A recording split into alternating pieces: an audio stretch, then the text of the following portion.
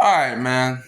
So, now that we had time to digest the Derek Carr situation, retired, second quarterback since 2021 for the Saints to retire. Now that we digested stuff, I wanna go into a deep dive of how bad it was here. And I'm not just gonna go by my opinions. No, I'm not doing that. That's a different video.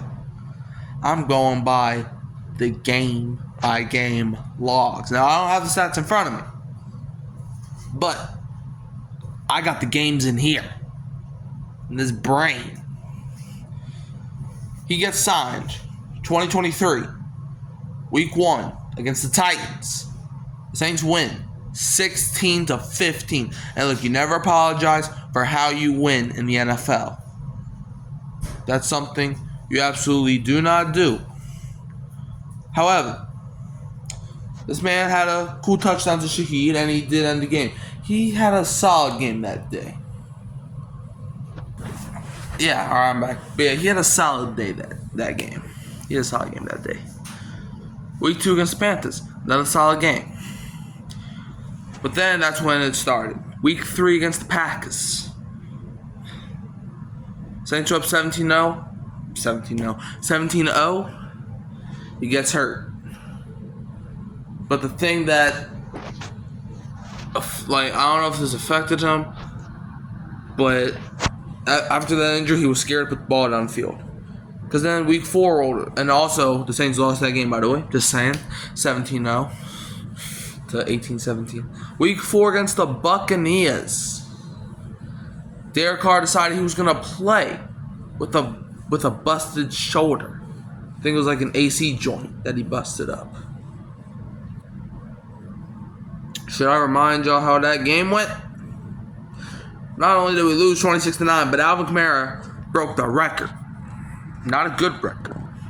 He had 13 receptions. You thought, okay, 13 receptions, he had to get like maybe 100 yards, maybe even 150 yards, something like that. Something crazy. Nope. 13 receptions for 33 yards. That is the most receptions in a single game with the fewest amount of yards. Nobody's ever caught 13 passes and not even got 34 yards. Okay, so that's another thing. Also, the next week against the Patriots has a pretty solid day. Win 34-0. Okay. We have that we play against the Texans. And this is when consistency started being a real issue. Play against the Texans. Once again, that man was scared to put the ball in the air. You see where I'm going with this? Then the season goes on. Okay, the Saints are 5-4, division lead. We go ahead and play against Atlanta.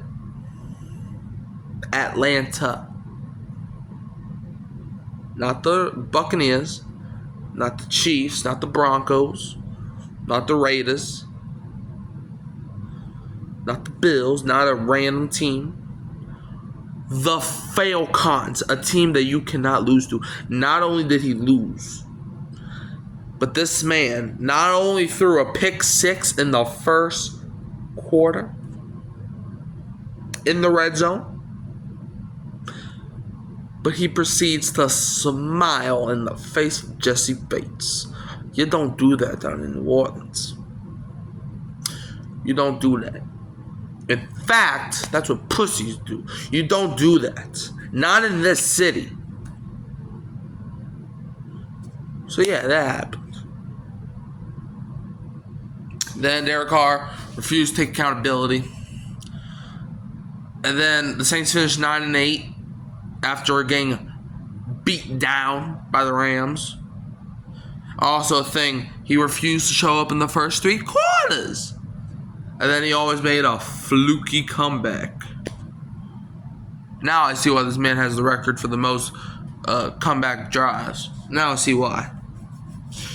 Next thing that happened, right? Going into the 2024 season, right? Team looking pretty solid. Week 1 and week 2 were amazing. 40-point win. Well, 40 points and winning both of those games by a great margin. 91 combined points first 2 quarters. And the last team to do that was the 2009 Saints when we scored 94 points that year in the first 2 weeks. So then, week 3 comes around. Week 3 rolls around. You're playing against the Eagles, the soon-to-be Super Bowl champs. Playing against your soon-to-be head coach that you didn't even want. You're playing against the Eagles, right? I'm going to name you some good positive things about the Saints defense. Forced a fumble. Got an interception. Blocked a punt. They missed a field goal. Got 2 fourth down stops. And that was all by the Saints defense. That's not combined with the Eagles. That's all the Saints defense did. And you want to know how much points the Saints scored off of all that? 12. 12 freaking points. You had 6 points the entire game. Then you throw a touchdown to Chris Olave. But then, oh shoot, your defense craps the bed. Craps the entire bed. And then you proceed to throw the game, losing an interception. And then you play against Atlanta the week after that. You threw a pick 6 again. I don't know why you love throwing the pick 6s to Atlanta so much. But then you get hurt at the end of the game. Just like you got hurt at the end of the game week 3. And then week 5, you're playing against the Chiefs, where you actually get hurt. So then it's like, oh shoot, now we got to roll with Spencer Rattler. Okay, Rattler has potential. So Derek Carr comes back week 9, and you want to know what one of the first things he did was? Not only did he get Michael Thomas hurt in 2023, and then that had Thomas hating Carr, but Derek Carr set this man Chris Olave up to be out the rest of the season.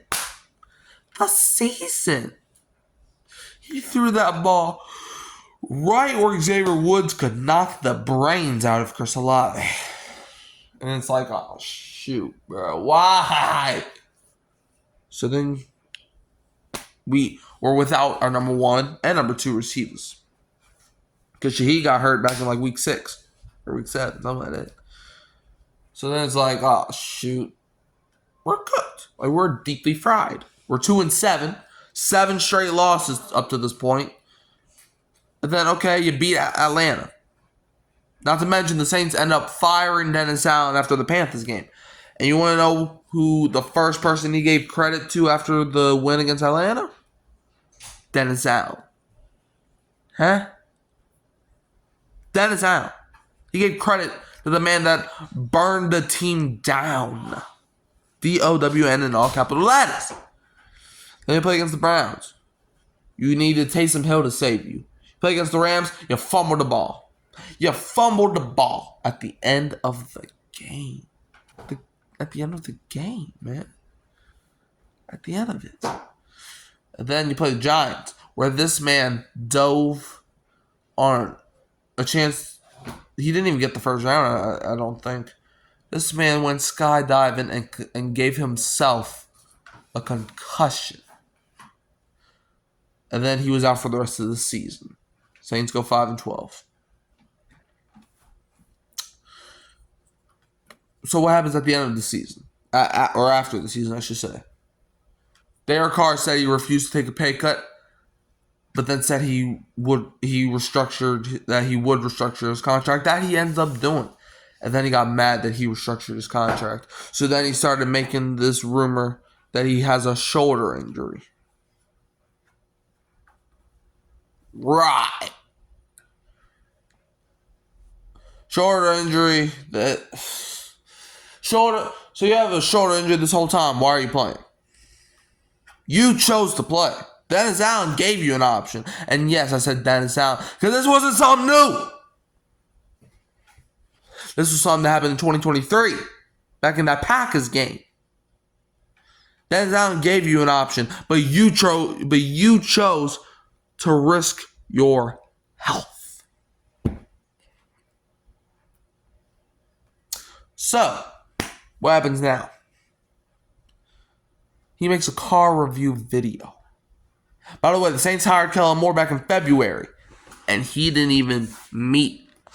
Those two did not even meet face to face until May, before the retirement.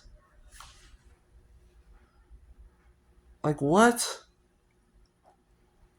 Huh? That don't make no sense, cuz. That don't make no sense, man. And then what else does Derek Carr do? He goes to the church. Yeah, because the thing that the Saints fans want to see at the church is Derek Carr preaching about his injury. Look, all glory to God. God is amazing. God's going to take us all home one day. But the church to try to get pity. All right, sure. And then we're here. He retires. And then it was like one day later, he's already enjoying retirement life. So, anyways, that's where we are in the Derek Carr saga. That book has officially closed after 11 seasons, but 2 miserable seasons with the Saints. Retired with a losing record.